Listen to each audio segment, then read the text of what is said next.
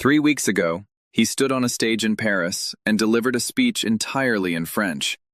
They said it wasn't really Jim Carrey. They said he'd been replaced. They analyzed his eyes, his cheekbones, the way his forehead didn't move like it used to. Now, on this particular morning at The View, Joy Behar decided to resurrect every cruel whisper and baseless accusation. She wanted to know if it was really him. She wanted to know what he'd done to his face. She wanted to expose whatever she imagined was hiding behind that frozen forehead. What she didn't expect was that the man sitting across from her had been studying human nature his entire career. And he was about to give her a master class in exactly what happens when you confuse cruelty for curiosity. Subscribe and drop a comment below, because what you're about to witness is the moment Jim Carrey reminded the world why he's been a genius all along. The View studio felt charged with anticipation when Jim Carrey walked onto the set. At 64 years old, he moved with the easy grace of someone who had long ago stopped caring what anyone thought of him. His jet black hair fell to his shoulders, longer than most people remembered. His face was smoother, yes, but his eyes still held that familiar spark of mischief that had made him a star. His smile was warm as he greeted the hosts, though those who knew him well might have noticed a certain guardedness that hadn't been there in his younger, more exuberant days. Whoopi Goldberg embraced him like an old friend. Sarah Haynes practically glowed. The audience gave him a standing ovation that lasted nearly a minute, a testament to how much they had missed seeing him. Even Joy Behar clapped, though her smile seemed calculated, her eyes already scanning him with something that looked less like welcome and more like assessment. "Jim Carrey, welcome to The View," Whoopi announced as the applause faded. "It's been way too long since you've been here." "Thank you, Whoopi. It's good to be back among the living. Although apparently some people aren't sure I'm actually living."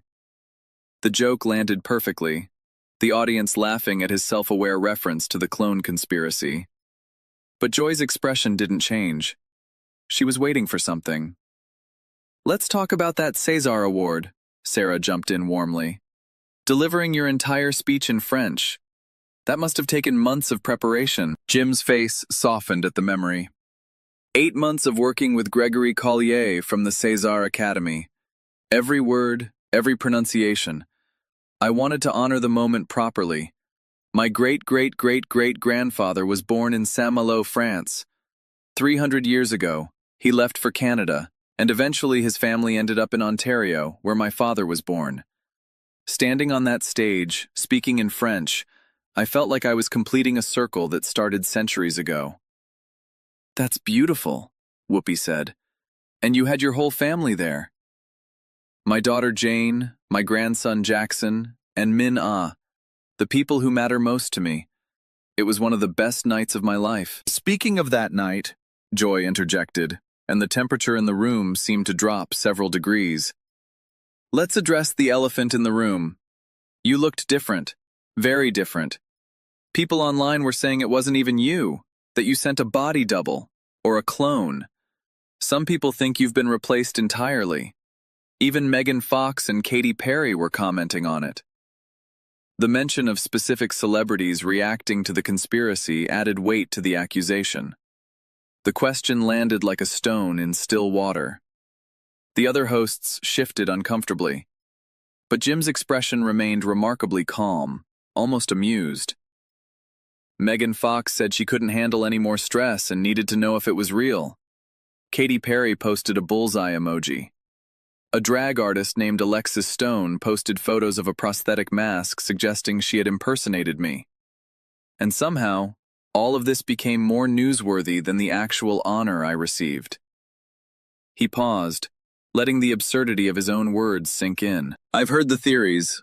They're creative, I'll give them that. But Joy, I have to ask you something. Do you actually believe I was replaced by a clone? Or are you just stirring the pot for ratings?" The directness caught Joy off guard. "I'm asking questions that viewers want answered." "Are they? Or are you amplifying conspiracy theories that hurt real people because controversy is good for business?" Joy's face tightened.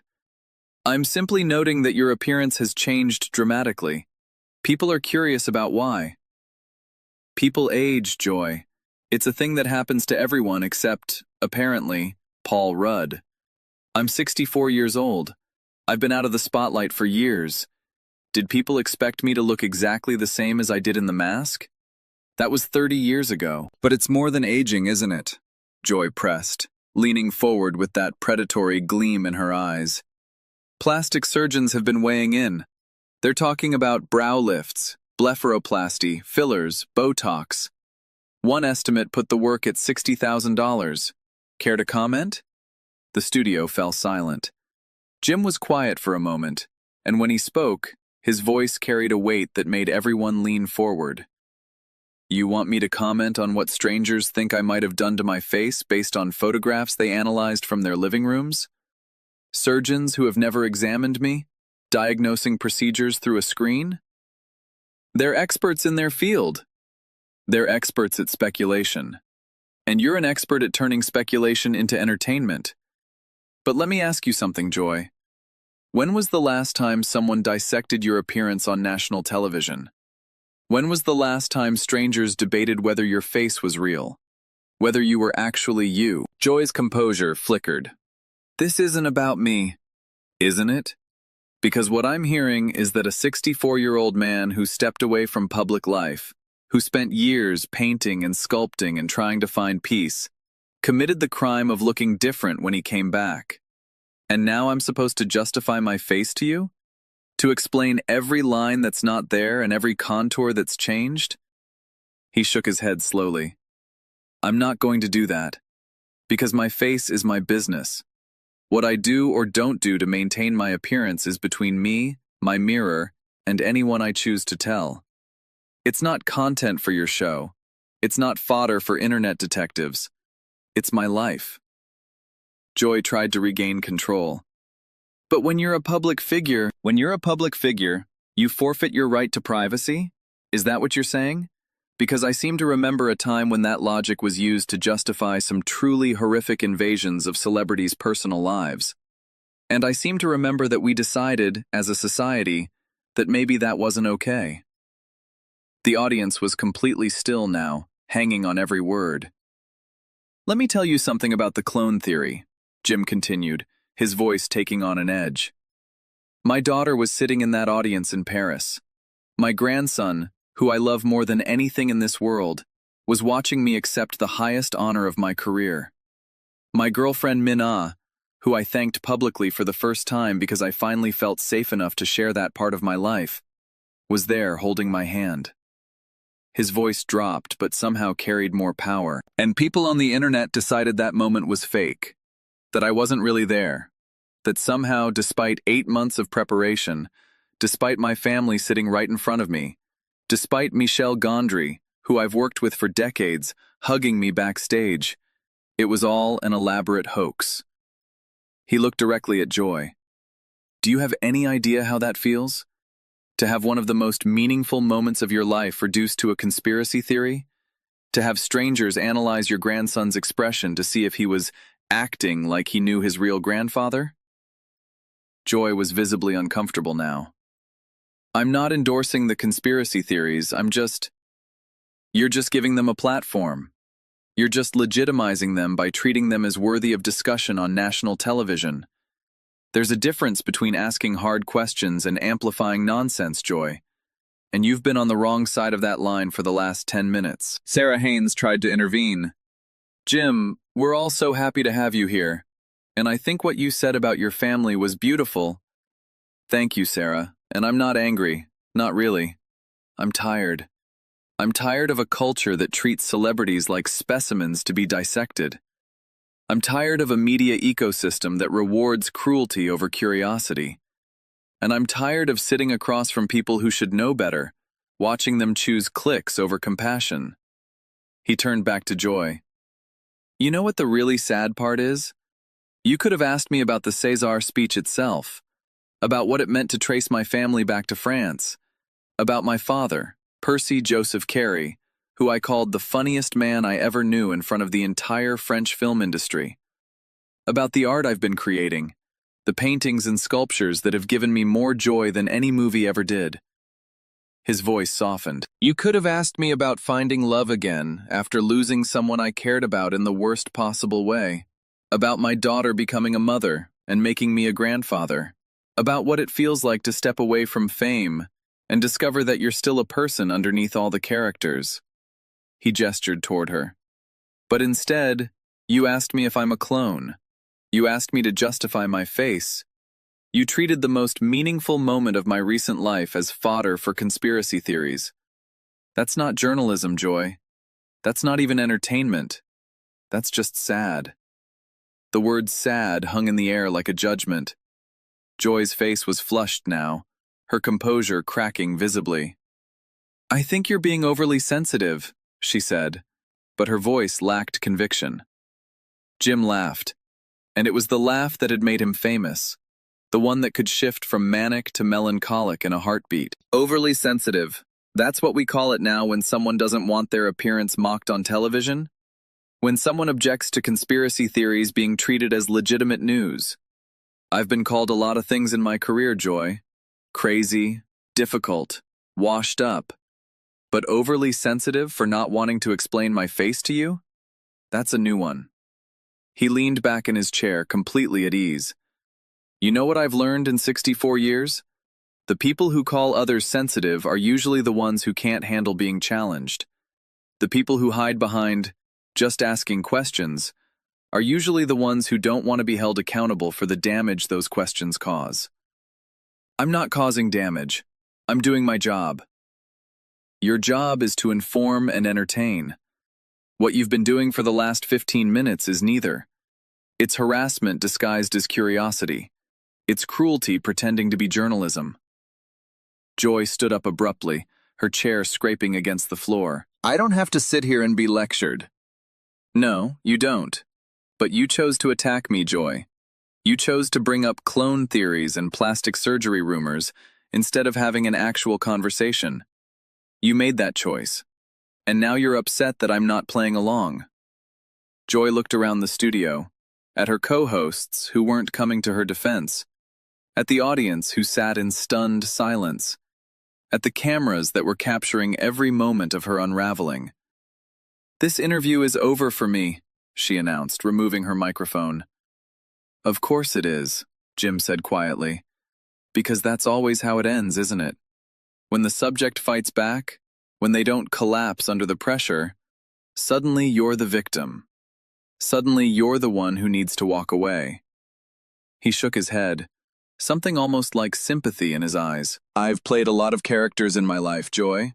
I've been the hero and the villain, the fool and the sage.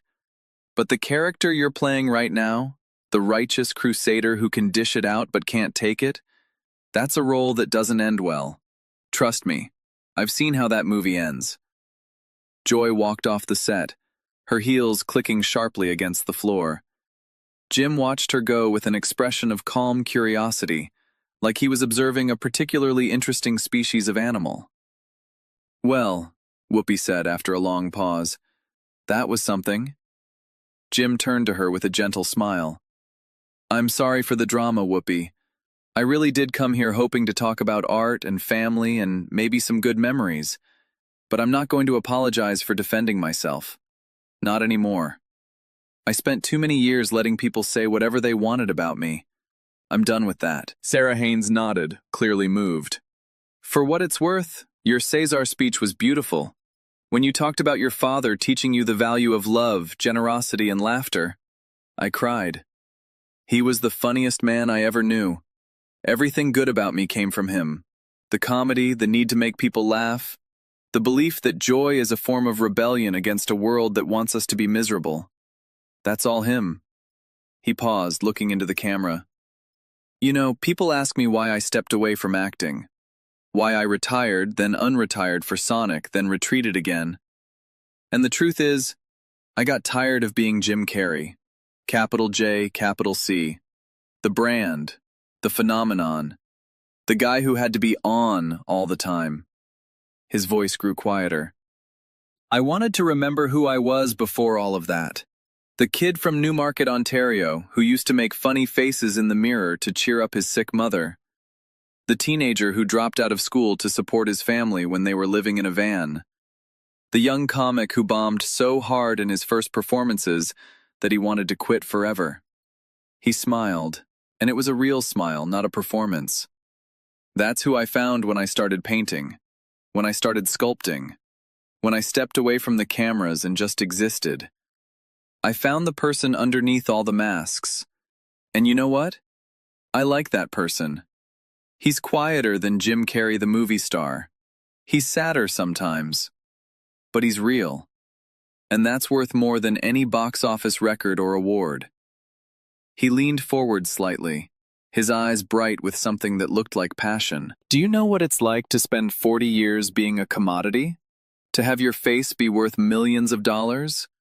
To know that every expression you make is being analyzed for its market value? I spent so long being the product that I forgot I was a person. The paintings reminded me. When I put brush to canvas, nobody cares if Jim Carrey made it. They only care if it's good. That's freedom.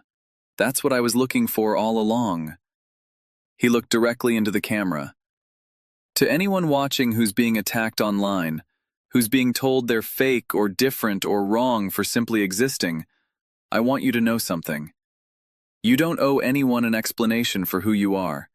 You don't have to justify your face, your body, your choices, your existence. The people who demand those explanations are usually the ones who can't face themselves in the mirror. The studio erupted in applause.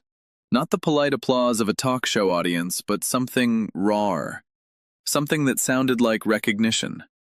In the days that followed, the interview would become a cultural moment. Jim Carrey destroys clone conspiracy with grace would trend on every platform. His words about finding the person underneath the masks would be quoted by artists, actors, and ordinary people who had ever felt reduced to their public image. The clip of him saying, "My face is my business," would become a rallying cry for anyone who had ever been dissected by the internet. Joy Behar would return to the show the next day without addressing what had happened. When pressed by critics, she would insist her questions were legitimate journalism about public interest.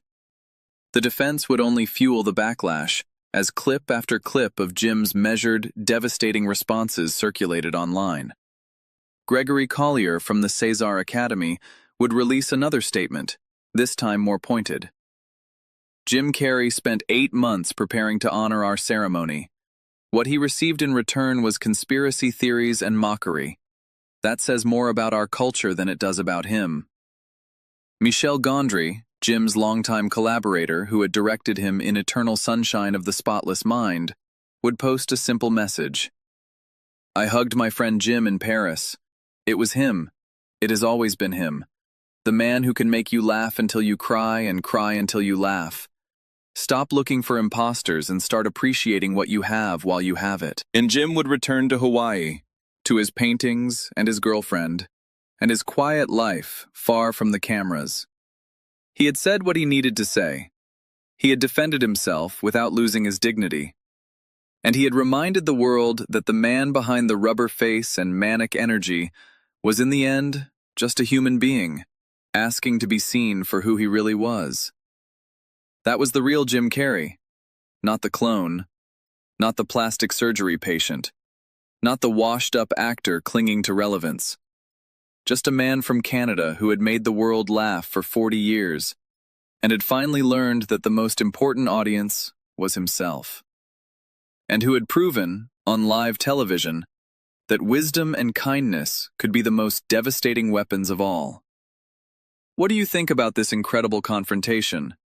Was Joy Behar out of line? Or was she just doing her job? Drop your thoughts in the comments below, and make sure to subscribe for more stories that will absolutely leave you speechless.